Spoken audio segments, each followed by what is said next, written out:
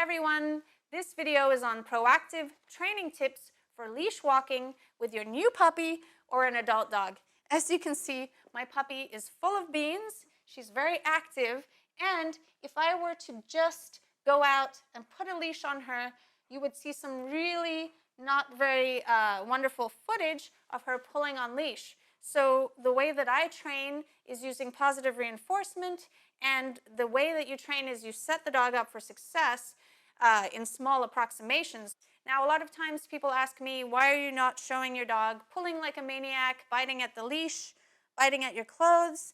And the answer is that when animals rehearse a behavior, no matter what type of training you do, that rehearsal of the behavior is going to make it more likely to happen in the future than if the animal never did it at all. So with leash walking, with a young puppy or a new adult dog, it's going to be very frustrating to be attached to someone by a leash.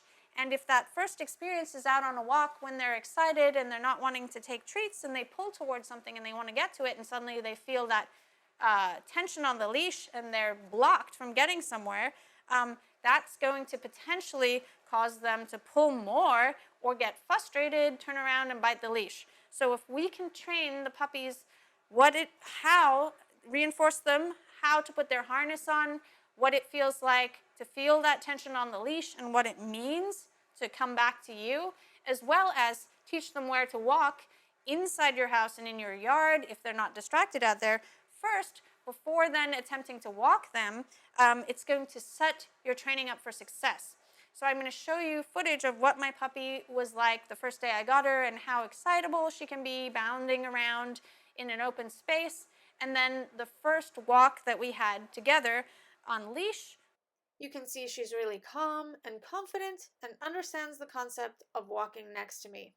Now, if I had just put her on a leash, you can imagine that she would have just immediately hit the end of the leash and wondered what was going on. Now I'll show you what we worked on to get here. The first thing I did was mark and reinforce her for standing at my side and also for walking at my side like this. So I'd take a step forward, mark, and then reinforce. Because I wanted to walk her with my other dogs, I worked on this exercise. If I had just put her on a leash with my other dogs on a walk, she most likely would have pulled towards them, tried to jump on them, and play with them while we're walking. By breaking up the steps to be small and easy, where she's first ignoring the other dogs while they're laying still, and then moving calmly together off leash at my home, you can see it set her up for success to completely ignore my dogs on a walk. I also played leash and harness games, teaching her to be comfortable having her harness put on and taken off without biting at it, teaching her to ignore the leash when it moves around her, and teaching her that the pressure on the leash simply means to come back to me. I put a link to the video tutorial on how to train these in the description below. If you have a dog or puppy who is already off to a bad start, pulling on their leash, biting at their leash, the wonderful thing is you can go back and work on those behaviors in a place that your puppy or dog is comfortable, so inside your living room. And that's where I worked on Epic's behaviors right here in this living room where she was comfortable and found the treats highly reinforcing.